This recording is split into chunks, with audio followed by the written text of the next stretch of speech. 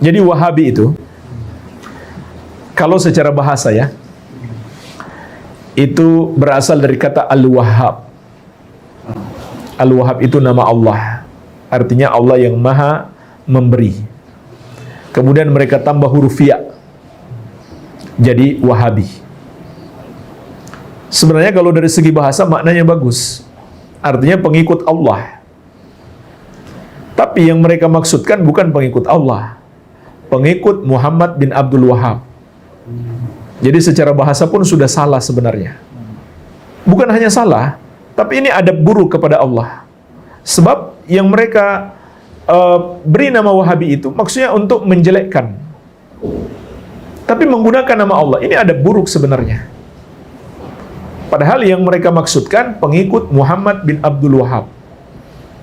Ya, namanya Muhammad, Abdul Wahhab nama ayahnya, Al-Wahhab nama Allah Azza wa Jalla. Nama ayahnya Abdul Wahhab, namanya Muhammad. Iya. Nah, siapa Syekh Muhammad bin Abdul Wahhab itu?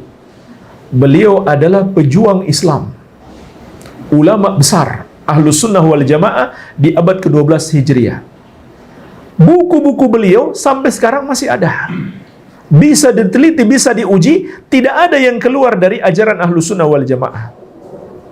Hanya saja kenapa banyak orang membenci beliau?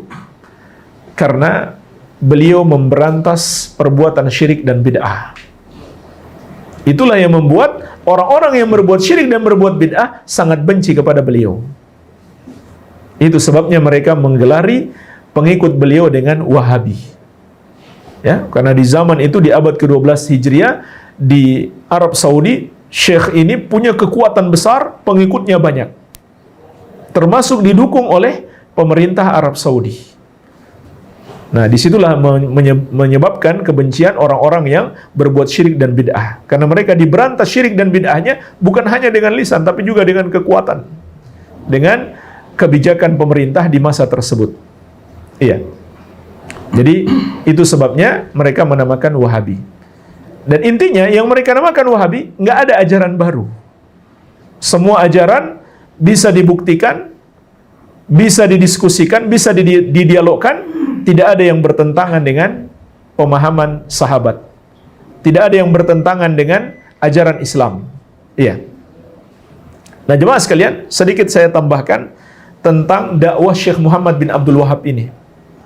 Beliau dan murid-muridnya termasuk yang menginspirasi perlawanan terhadap penjajah di dunia-dunia Islam,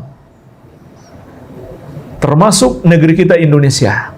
Beliau termasuk berjasa besar dalam memberikan semangat perlawanan terhadap penjajah Belanda. Bacalah sejarah perjuangan Tuanku Imam Bonjol. Dan bagaimana Imam Bonjol ini punya semangat jihad yang besar, itu ditularkan dari guru-gurunya.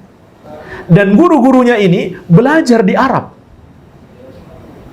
Belajar kepada murid-murid Syekh Muhammad bin Abdul Wahhab. Setelah mereka pulang ke tanah air, merekalah yang menyemangati kaum muslimin untuk berjihad melawan penjajah. Maka di antara murid mereka adalah Tuanku Imam Bonjol, pahlawan nasional. Makanya Buya Hamka pernah menyebutkan dalam satu bukunya, saya lupa judul bukunya, bahwasanya tuduhan Wahabi itu termasuk alat penjajahan untuk melemahkan perjuangan umat Islam.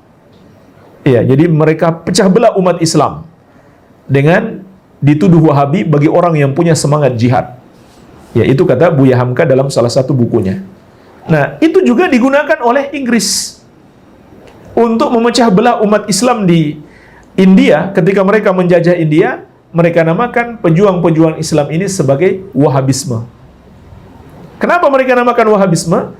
Karena yang paling semangat berjihad melawan mereka itu jamaah yang pulang dari haji. Setelah di Arab Saudi bersentuhan dengan dakwah Syekh Muhammad bin Abdul Wahhab, pulang-pulang mereka punya semangat jihad yang besar untuk melawan penjajah. Ya, makanya dalam catatan Profesor Mas'ud yang berasal dari India, pertama kali mengenamakan Wahabi ini adalah penjajah Inggris. Kemudian diikuti oleh sebagian kaum muslimin yang salah paham. Iya. Jadi ini luar biasa jasa beliau terhadap perjuangan melawan penjajahan di dunia-dunia Islam. Iya. Dan intinya adalah bisa diuji ajaran-ajaran beliau. Dan ahlu sunnah atau salafi itu bukan pengikut beliau, tapi pengikut sahabat, pengikut manhajus salaf seperti yang telah kita terangkan di awal tadi. Jadi kalau seandainya kita dapat di dalam buku-buku karya beliau salah atau ajaran beliau salah, ya jangan diikuti. Jangan diikuti. Ya, jadi kita bukan pengikut Syekh Muhammad bin Abdul Wahab, tapi pengikut Rasulullah SAW dan para sahabat radhiyallahu anhum ajmain. Iya. Jadi ini tentang Wahabi, wallahu